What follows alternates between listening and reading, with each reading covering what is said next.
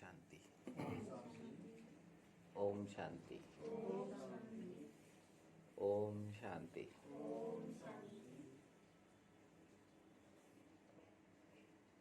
मेरे शिव बाबा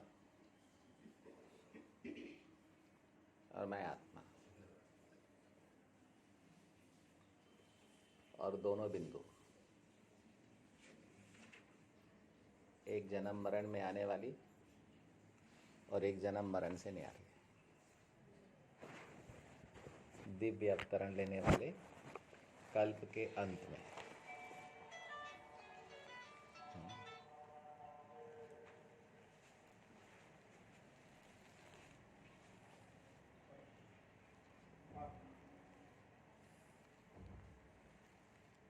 जब मैं आत्मा परम धाम से जन्म मरण में आ जाती हूँ तो एक कालदर्शी हो जाती हूँ। मुझे सिर्फ एक जन्म ही याद रहता है, यादों में रहता है, और सिर्फ एक जन्म ही मुझे दिखता है। मैं सिर्फ वर्तमान जन्म की ही अनुभवी हो जाती हूँ, अनुभवी हो जाती हूँ। सिर्फ एक जन्म।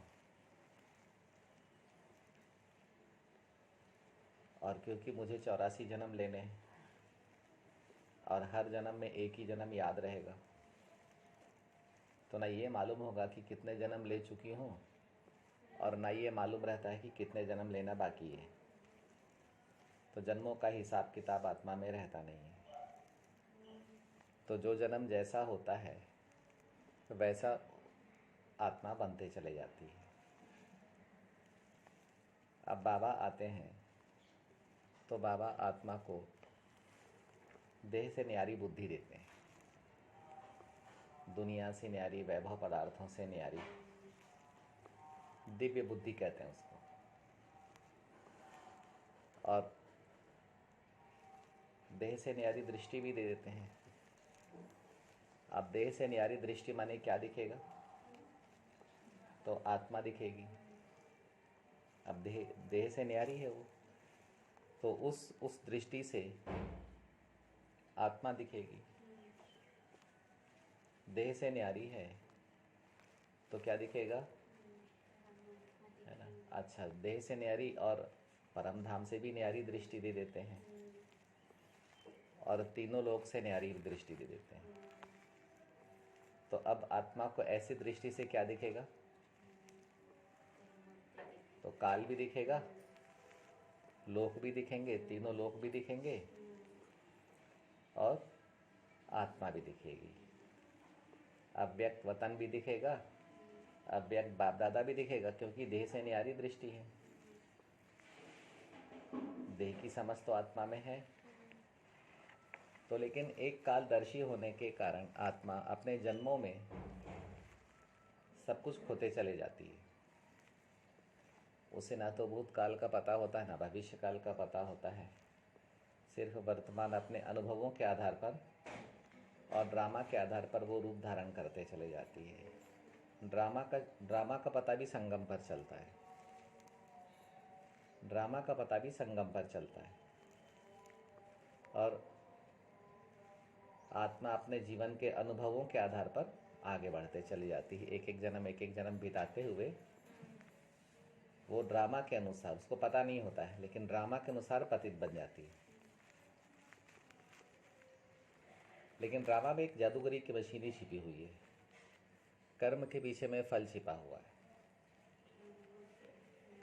कर्म और फल की मशीनरी द्वापर से शुरू होती है।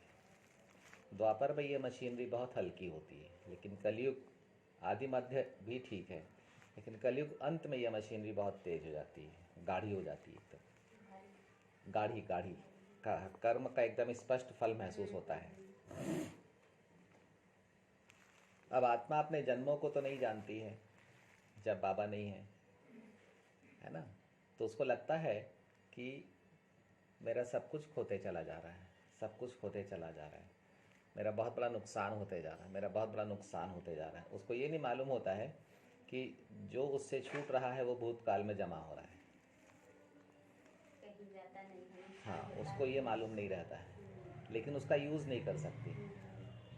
ऐसा ऐसा धन या ऐसी संपत्ति जो कहीं पर बंद है, किसी मंदिर के ताले के अंदर में बंद है और उसे कोई खोल नहीं सकता, उसका उपयोग नहीं किया जा सकता, तो किसी काम का नहीं होता है। और जो काम का नहीं है इसका मतलब कि खो गया, खो गया, है ना। तब आत्मा को ऐसे ही लगते रहता है कि उसका सब कुछ खोते चला जा रहा है, वो दुखी होते चले जाती है। अच्छा, फिर यहाँ ये बात, दूसरी बात, ये बहुत बड़ी बात है कि आत्मा स्वयं को भूल जाती है, अपने आप को भूल जाती है। आत्मा अपने अविनाशी रूप को भूल जाती है। आत्मा अपनी चेतना को भूल जाती है। आत्मा अपनी चैतन्यता को भूल जाती है, अपने को मृत शरीर समझने लगती है। आत्मा अपने मूल रूप को भूल जाती है। आत्मा अपने मूल रूप को भूल जाती है। बाबा की तो बातें ही छोड़ दो। बाबा तो सबसे पहले, बाबा को भूलने के बाद ही सतयुग में आती है आत्मा साकार दुनिया में आती है। जो बाबा ने अभी बुद्धि दी है, जिस बुद्धि से वो बाबा को याद करती है आत्मा संगम पर, वो बुद्धि बाबा ले लेते हैं, परम धाम में लेते हैं बाबा वो बुद्धि। और फिर आत्मा को उसकी मन बुद्धि संस्कारों सहित साकार दुनिया में जीवन मुक्ति में आती है आत्मा। फिर अपना पार्ट प्ले करती है संस्कार के अनुसार। संस्कार ड्रामा के अनुसार डेवलप होते हैं आत्मा के। जो विश्व महाराजन आत्मा है वो विश्व महाराजन का पार्ट प्ले करती है। जो विश्व महारानी आत्मा है वो विश्व महारानी का पार्ट प्ले करती है। जो राजन आत्मा है वो राजन का पार्ट प्ले करता है। जो साहूकार है वो ड्रामा में जो जिसका जो पार्ट है उसको वैसी बुद्धि संगम पर मिलती है, और संगम पर वो आत्मा वैसी तैयार होती है, उसके संस्कार वैसे ही तैयार होते हैं। अब बाबा मिला आत्मा को। मूल रूप में देखा जाए तो आत्मा बहुत ही छोटी सी सार सी चीज़ है एकदम, है ना। तो बाकी युगों में वो विस्तार में जाती है, पूरे कल्प वृक्ष वो क्रिएट कर देती है। वो जन्म लेते लेते जन्म दर जन्म, जन्म दर जन्म, पूरा कल्प वृक्ष परम धाम से साकार दुनिया में आ जाता है। तो अब जब बाबा आते हैं तो आत्मा को कहते हैं कि तुम अविनाशी हो, तुम बिंदु हो। जो अव्यभिचारी बाबा के बच्चे होते हैं, जिन्होंने बाबा की याद अव्यभिचारी भक्ति से शुरू की है, उनको तुरंत इस बात पर भरोसा हो जाता है। उनको देर नहीं लगती बिल्कुल भी भरोसा होने में, तुरंत भरोसा होता है उनको इस बात पर, और वो अपने को समझने लगते हैं। तो आत्मा को लगता है कि मुझे मैं मिल गया, मैं खो गया था। और आत्मा को मैं किसने दिया? बाबा ने। जो रियल मैं है, जो जीवित मैं है, वो मिल गया। तो आत्मा को लगता है कि इस मृत मूर्ति में मैं जीवित हो गई। आत्मा को ये लगने लगता है कि इस मृत मूर्ति में मैं जीवित हो गई। अब आत्मा को बाबा मिलता है ना। तो आत्मा को अपने से ऊंची सत्ता मिल जाती है। आज तक वो अपने से नीच सत्ता में जी रही थी। ये नीच देह, तमो प्रधान देह में रहती थी, खाती थी, पीती थी, सारा निस्तार करती थी, सार विस्तार जो करना है कर्म करती थी। वो अपने से नीच, बहुत नीच देह में कर्म करती थी, तो अपने को नीच समझती थी। अभी आत्मा को बाबा मिल गया तो मैं को लगा मेरा मिल गया। जो रियल में मेरा है वो मुझे मिल गया। मैं भी जीवित हूँ। आज तक मैं मृत मेरे में जीते आई, दूसरों के मृत मेरे में मैं जीते आई। अब मुझे मेरा मिल गया। आत्मा बड़ी खुश हो गई। आत्मा को जैसा लगा जैसे कुछ जो बहुत कीमती चीज़ भूली हुई थी, छूटी हुई थी, मिसिंग थी, वो मिल गई आत्मा को। अभी आत्मा बड़ी खुश कि मैं भी मिल गया, मेरा भी मिल गया। आत्मा को मैं और मेरे के बीच में संबंध भी मिल गया। जो मैं है वो बच्चा है, जो मेरा है वो बाप है। और पता चला कि टीचर भी है, पता चला कि सदगुरु भी है, पता चला कि माँ भी है, पता चला कि भाई भी है, दोस्त भी है और युगल भी है। कमाल हो गया, बच्चा भी है। मैं को आराम मिल गया एकदम से। अभी मैं बहुत सार में आ गए, क्योंकि अभी खुद भी बिंदु और मेरा भी बिंदु, मैं भी बिंदु और मेरा भी, मैं भी अविनाशी और मेरा भी अविनाशी। अब आत्मा अपने को प्राप्ति में समझने लग गई। अब आत्मा कोशिश करने लग गई कि देह दुनिया वैभव पदार्थों के विस्तार से अपने को न्यारा रखे, क्योंकि जो 84 जन्म लेने के दौरान उसने खोजा था वो उसे मिल गया। अभी मैं में आत्मा को मिला। अब आत्मा ने देखा ये मेरी मूर्ति है। किसने देखा? बिंदु को पता चला कि मुझ में दृष्टि भी है, मुझ में स्मृति भी है, मुझ में वृत्ति वायुमंडल भी है। अब बिंदु को पता चला कि मेरे 84 जन्म भी हैं। अब बिंदु को पता चला 84 मूर्तियां मेरी हैं, 84 रूप मेरे हैं। मूर्ति एक, लेकिन रूप तो 84 हैं उसमें। धर्म और वर्ण भी मेरे हैं, ये पता चला। अब वो देखती है ये मैं ज्योति बिंदु हूँ और ये सामने में मेरी मूर्ति खड़ी हुई है। आत्मा मूर्ति से निकलकर अपने को यानी बिंदु रूप धारण करके अपनी मूर्ति को देख रही, क्योंकि दृष्टि भी आत्मा में है, तो अपनी मूर्ति को खुद देख रही है। जैसे अभी आपकी मूर्ति को देख रहा हूँ, आपकी मूर्ति को देख रहा हूँ, सामने से देख रहा हूँ। तो ऐसे आत्मा इस देह को छोड़कर अपनी मूर्ति के सामने में आकर देखे। अब जब उसने अपनी मूर्ति को देखा तो पता चला ये सिर कुछ खाली खाली सोना सोना सा है। तो कभी इस सिर पर ताज हुआ करता था। अब बाबा मिले तो बाबा ने कर्तव्य करने के लिए आत्मा को देव स्वरूप दिया, क्योंकि आत्मा को देना नहीं आता था, लेना आता था। इसीलिए बाबा ने 3 देवताएं रचे समय के बाहर, अव्यक्त वतन में, बियॉन्ड टाइम। टाइम की सीमाओं पर, जैसे भारत की सीमाओं पर चीन पाकिस्तान है, ठीक है, वो अपना कर्तव्य करते, भारत की सेना अपना कर्तव्य करती। ऐसे ही समय की सीमा पर हम लोग का जो पार्ट है ना, वो छोटा मोटा पार्ट नहीं है। तो समय की सीमा पर बाबा ने ब्रह्मा विष्णु शंकर रखे। तो आत्मा को ये एहसास आया कि मेरे कुछ अपने कर्तव्य भी हैं सारे विश्व के लिए। अब जैसे ये लगा कि मेरे कुछ कर्तव्य हैं, कुछ जिम्मेदारियां हैं, तो उसे फटाक से उसके सिर पर जिम्मेदारी का ताज मिल गया। अब वो ताजधारी हो गई, उसको बड़ी खुशी हो गई, अरे मैं तो ताजधारी हूँ। उसको लगा कि अब मेरा सिर भरपूर हो गया। अब अपनी अपनी मूर्ति के सामने में खड़े होकर वो देख रही थी। अब उसको लगा कि जो मेरा सिर है वो, फिर उसको लगा कि कुछ मैं एक, बाबा ने बताया तुम ज्योतिर्मय सत्ता हो, तुम में से प्रकाश निकलता है। तो उसको लगा कि मेरा एक और कर्तव्य भी है। कौन सा कर्तव्य हो सकता है? तो सबको सुख शांति देने का, सबको हेल्थ वेल्थ हैप्पीनेस देने का, ये कर्तव्य भी है उसको लगा। तो फटाक से उसने देखा कि एक, अब मेरे ताज में रोशनी आ गई, तो उसे पवित्रता का ताज भी मिल गया। अंदर से सुखी हो गई वो।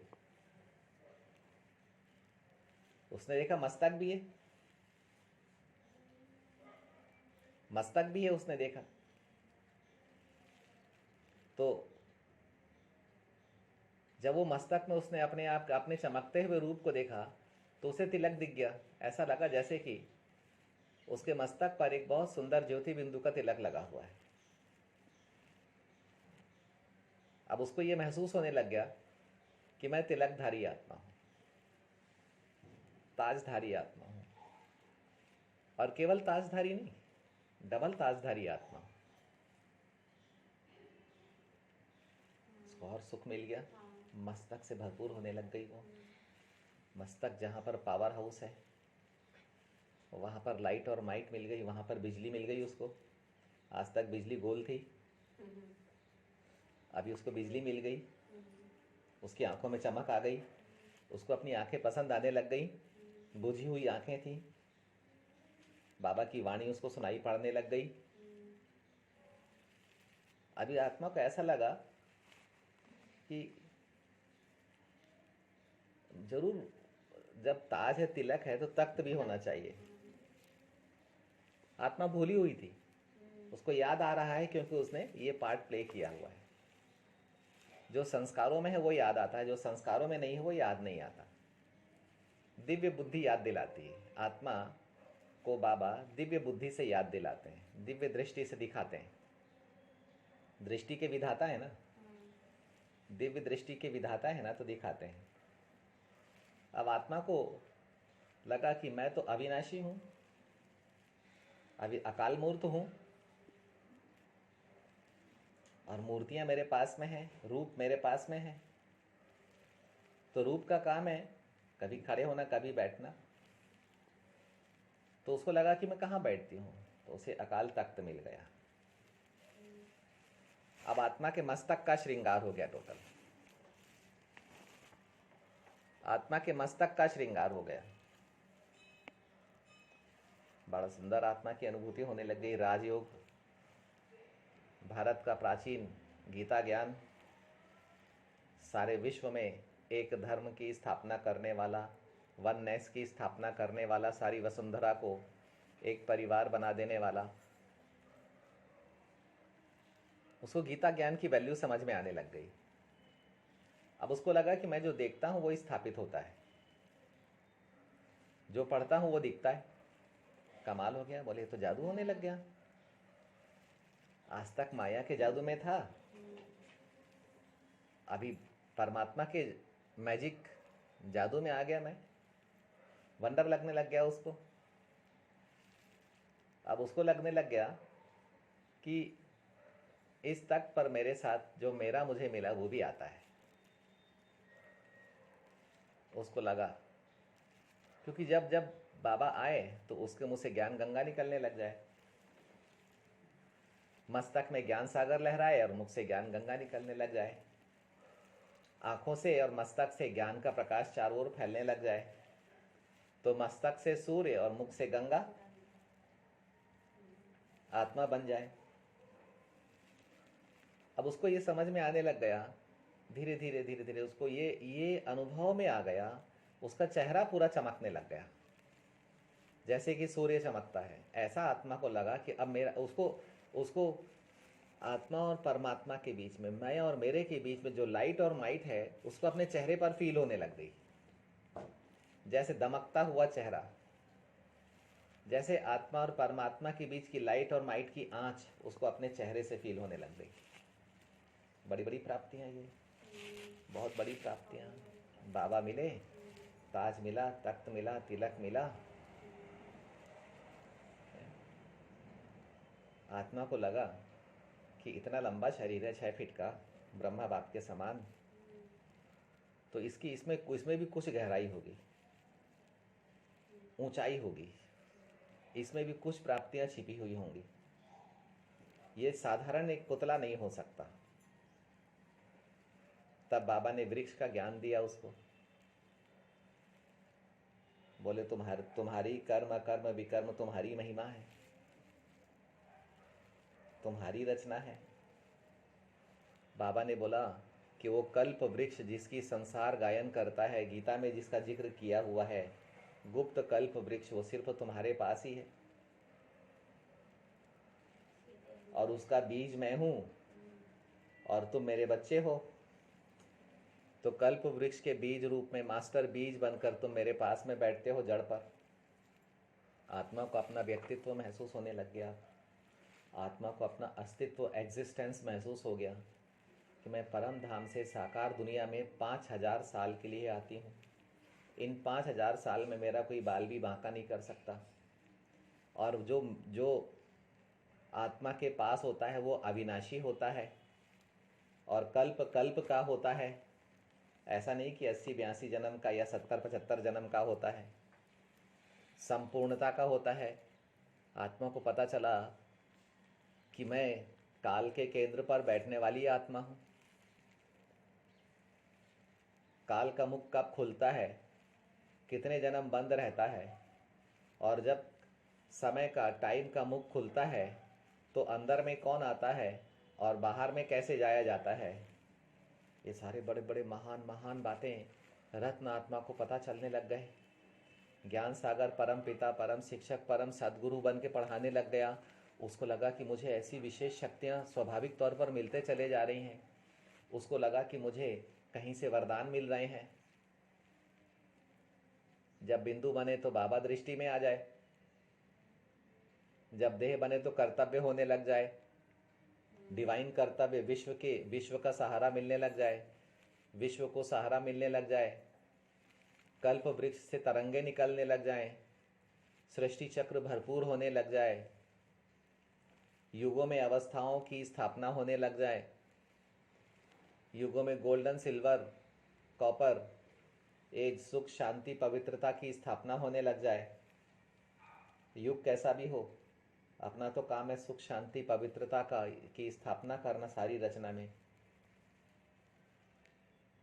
आत्मा को एकदम वंडर लगने लग गया, आत्मा मगन होने लग गई, प्राप्तिमय हो गई।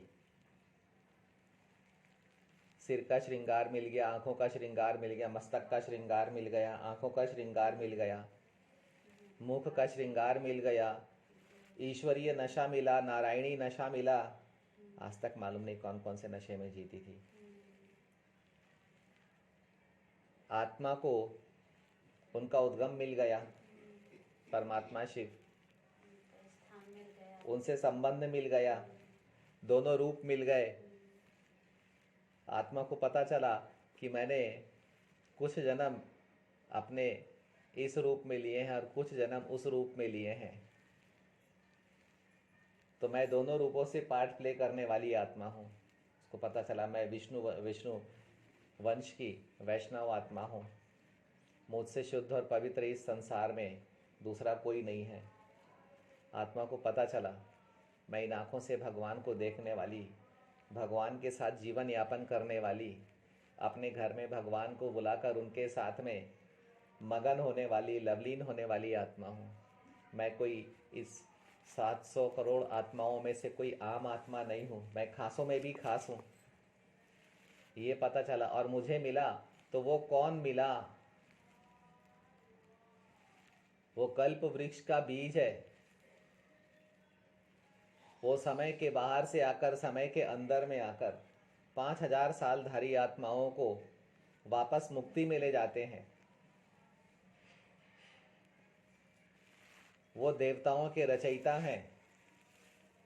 वो समय के बाहर में रचना करते हैं। उनकी शुरुआत ही समय के बाहर से होती है। 2500 साल तक हम बच्चों को हमारे भक्ति का साक्षात्कार कराकर फल देते रहे। पता चला ये रियल बातें, सत्य पता चला कि जो मुझे मिला है,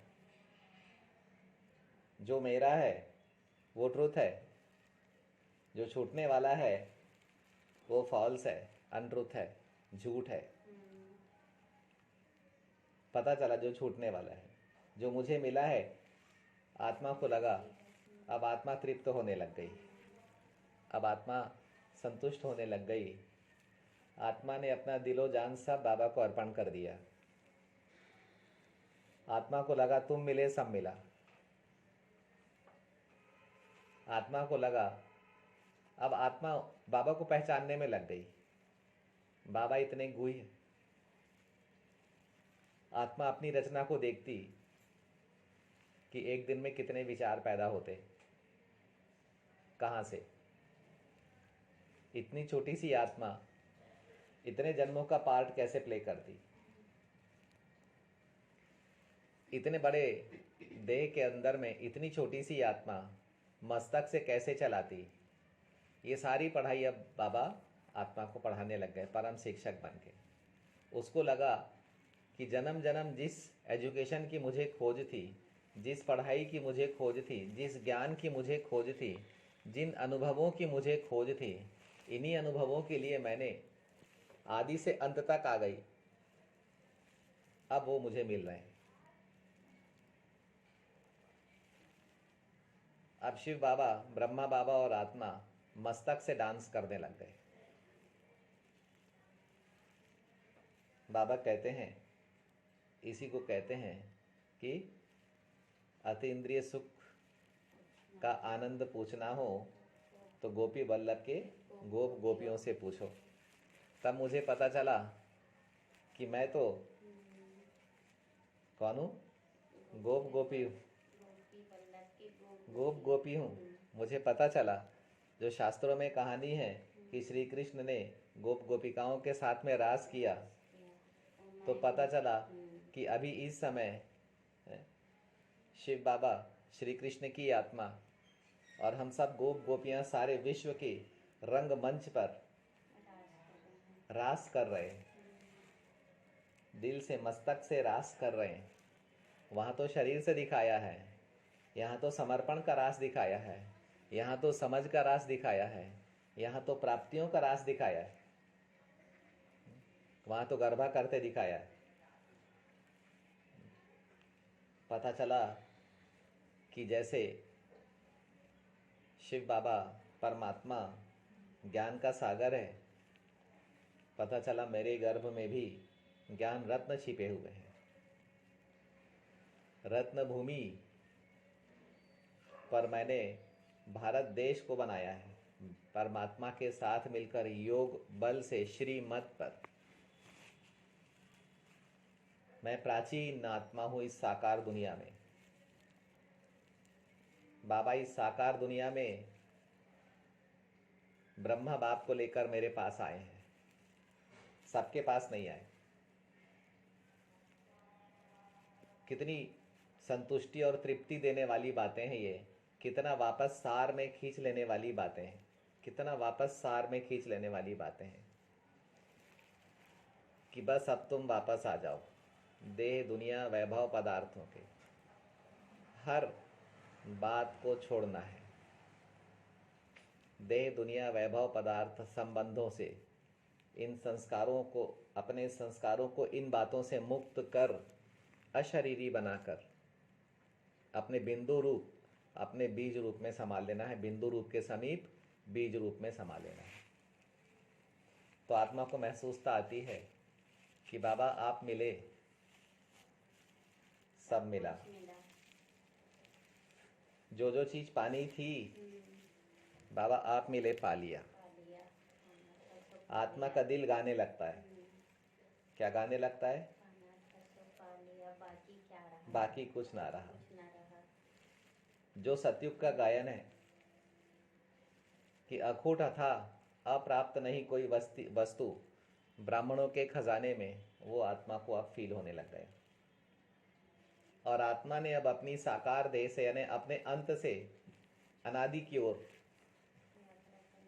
दूरी बनाते हुए, अंत से दूरी बनाते हुए अनादि की ओर जाने लग गई। और अपने सूक्ष्म संसार को समेटते हुए, समाते हुए, सहन करते हुए वो चली अपनी मुक्ति की ओर, मुक्तिदाता की ओर, मुक्ति धाम की ओर।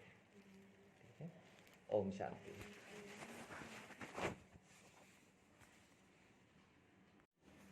ओम शांति। ओम शांति। ओम शांति।